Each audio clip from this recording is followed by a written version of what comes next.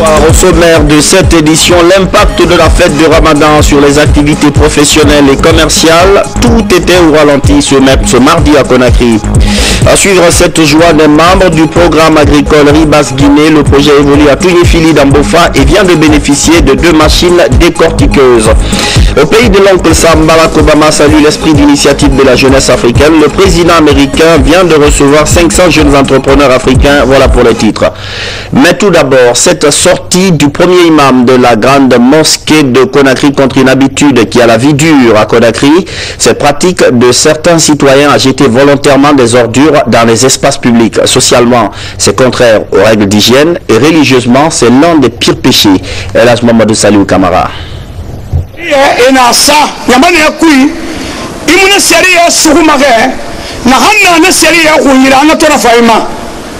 Imam tandima anam nahanna na sariya guira banara ya guima sariya musuhuma sariya kante khabe sariya suhuma yama nambe Abu Lahab gagine natoni sa yoge tongo ma fa sakirara atambe nami yomme keren nan na ya gama atambe nami yomme gundi keren nan na ya gama nami yomme minima yikirana na mba hanyoge sabe tumbe yoge alko ana yumme satima na maaso antuga afendera ba nakirara na hanno yumme toroma yoge mun na yumme li tumbe mun na yumme li walakin Allah kun ala tanahi tabbat yada abi lahab wa tab ma aghna anhu maluhu wa ma kasab sayasla naran ذات لهب وامرأته حمالة الحطب في جيدها حبل من مسد أنا نهدان كيتا يترى أنا أبو لهب به إنه مكة يما خلنا ياهو يتمبه يتم مكة يما خلنا ياهو ما نحن في المكة مكة يما ياريرا تيرتو أغافل بمن بغافل لا إله إلا الله محمد رسول الله إنك كي يخادي نفادي يا نبو دغبور يا فادي يا نبي يتهو يفادي يا نقولنا نيجي إن يوم محمد ياهو صلى الله عليه وسلم إبرة ياهو haibara yamane ga heri ga yahu ibara ra yahu hal na ghera fa me bara ne fantoro awa ya kosi itan isesera bahi akontu hafa le ba musese fama keren afirinde iwama fefe wa haraba ibe khantara na raba mambara na fankana asagande mbari ga gine sai fari na hanyoge sama kirara ala ko hanami yomme toro oh lam yomme hakira mudangi mana kirara الطريق للناس جميعا كلا آدم دينا برين بيارا مغي كرم لما يغنى كلا في انديك بيرا خانا ما مغين دها خونن تياما يغا سيسا نكرارا نهم مغي تورما. Un sermon prononcé lors de la grande prière de la fête de Ramadan. Cette fête, justement, son lendemain, c'est-à-dire ce mardi, a été une journée entièrement à part. Les activités étaient au ralenti. Beaucoup de fonctionnaires ont la fâcheuse habitude de chômer les lendemains de fête pour des raisons, on va dire, non professionnelles. Bernard Tondino. Kaloum, siège de l'administration guinéenne, l'atmosphère est moins dense en ces jours ouvrables après le Ramadan. Les activités sont paralysées. Le lendemain de la fête, plusieurs travailleurs sont absents des bureaux. Seulement quelques rares cadres consciencieux sont présents au lieu du service. Ces constats restent le même depuis des années. La journée d'aujourd'hui n'est pas une journée fériée. Je ne vois aucune explication pour dire qu'on ne vient pas au travail aujourd'hui. Je pense que la mission qui nous est devenue ici est une mission permanente et nous devons, pour assumer, être assidus et ponctuels. Je suis venu travailler parce qu'il y a des urgences à gérer qui ne peuvent pas attendre. Il faut venir gérer et au-delà de ça, il ne faut pas faire comme les autres. Et c'est vrai que c'est la fête. Nous avons fait, disons, pratiquement un mois de pénitence. C'est vrai qu'après cela, il faut fêter, il faut se réjouir, mais il ne faut pas oublier qu'il y a le travail qui attend. Pour un pays qui aspire au développement, la situation préoccupe des autorités de l'administration. Des nouvelles mesures réglementaires sont alors annoncées pour lutter contre les absences non autorisées des travailleurs de la fonction publique. Nous envisageons de mettre en place des pointeuses électroniques, c'est-à-dire un système de pointage électronique des fonctionnaires à leur poste de travail. Alors, dans la semaine, dans le mois, on a un état récapitulatif de vos présences et de vos absences à votre bureau.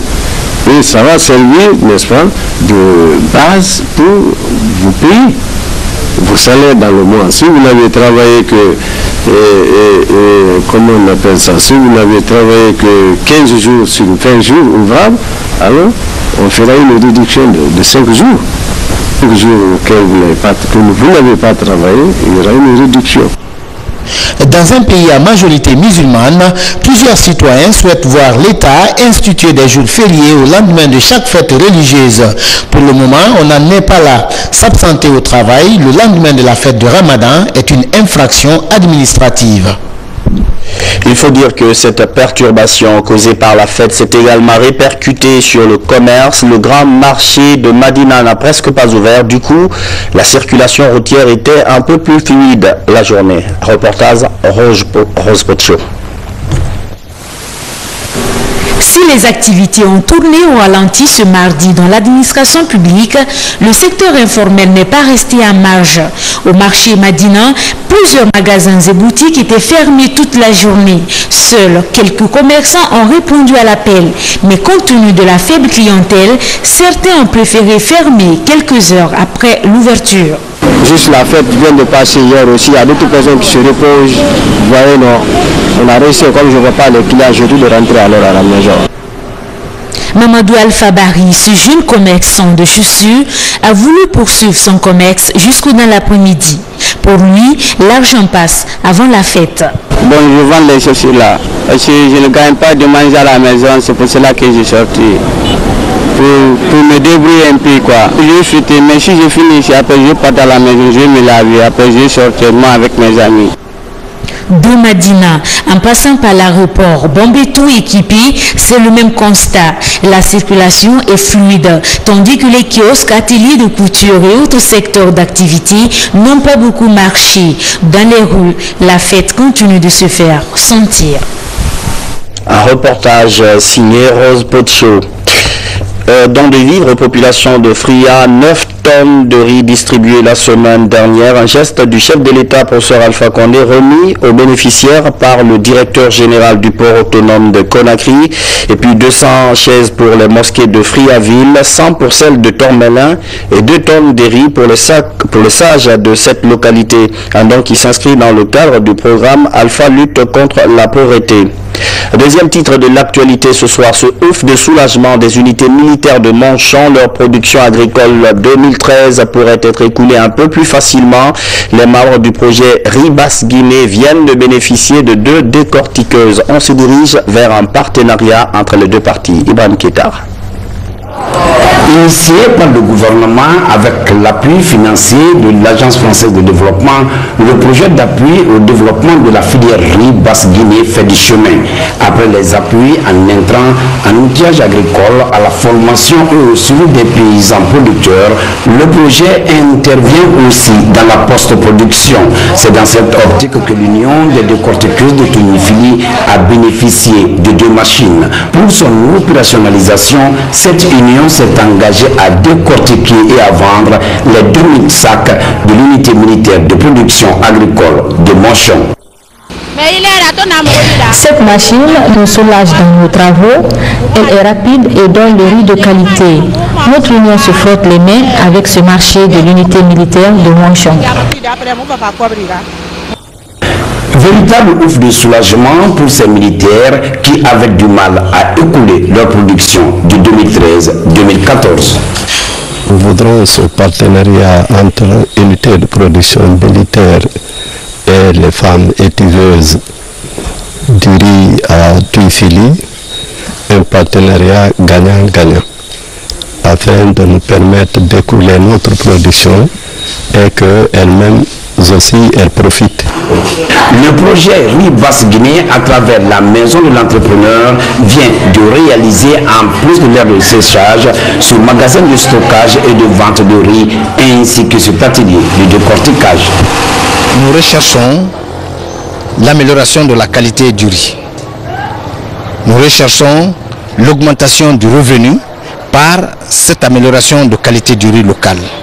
Et à cela, va s'ajouter le savoir-faire des opérateurs, depuis la production jusqu'à la commercialisation en passant par la transformation. À l'image de Tuniefili, la Guinée est en passe d'atteindre l'autosuffisance alimentaire. En tout cas, l'engagement de ces femmes est une preuve.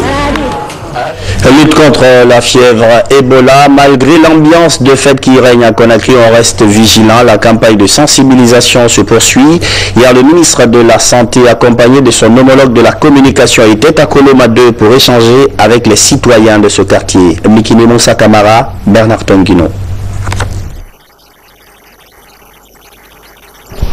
L'ONG Alta la violence en Guinée intensifie ses activités dans le quartier Kolomadé au cours d'une tournée présidée par le ministre de la Communication, accompagné de son homologue de la santé et de l'hygiène publique.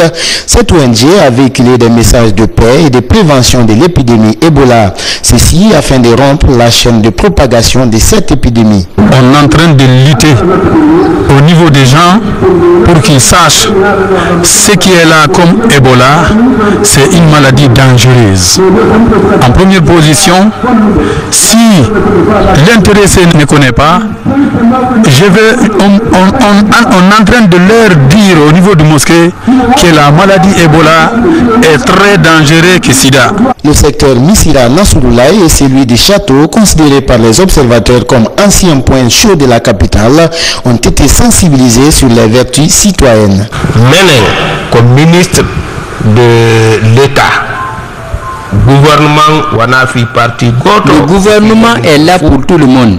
L'entente et l'unité sont les éléments déclencheurs pour le progrès de notre pays.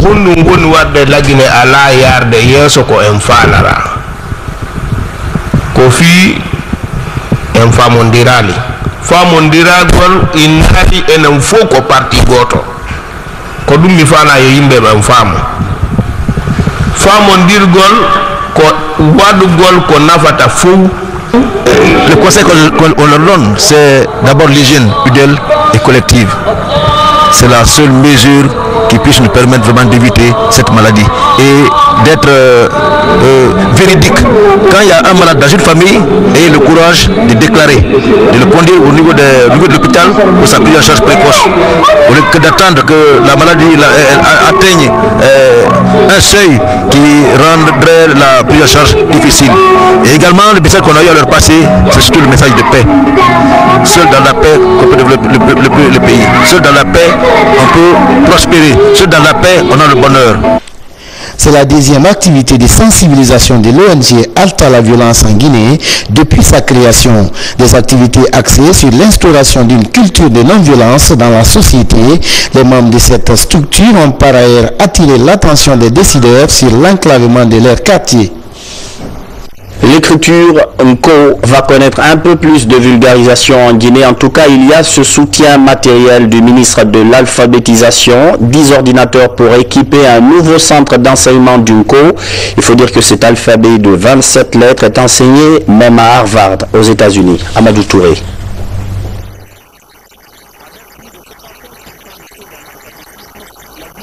Parmi les pays de la sous-région où la majorité de la population ne sait ni lire ni écrire.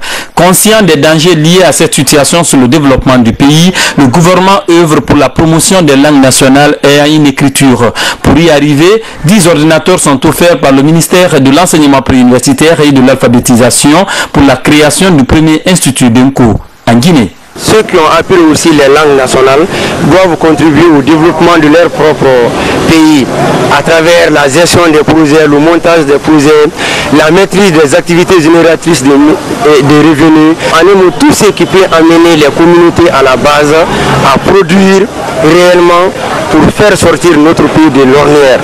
L'Nko est une forme d'écriture inventée en 1949 par Solomana Kanté. Il comporte 27 lettres. En 2012, l'Académie d'Nko a estimé à plus de 1200 le nombre d'individus pouvant lire et écrire à travers cet alphabet. Il est enseigné actuellement dans plusieurs universités à travers le monde, dont celle de Harvard aux États-Unis.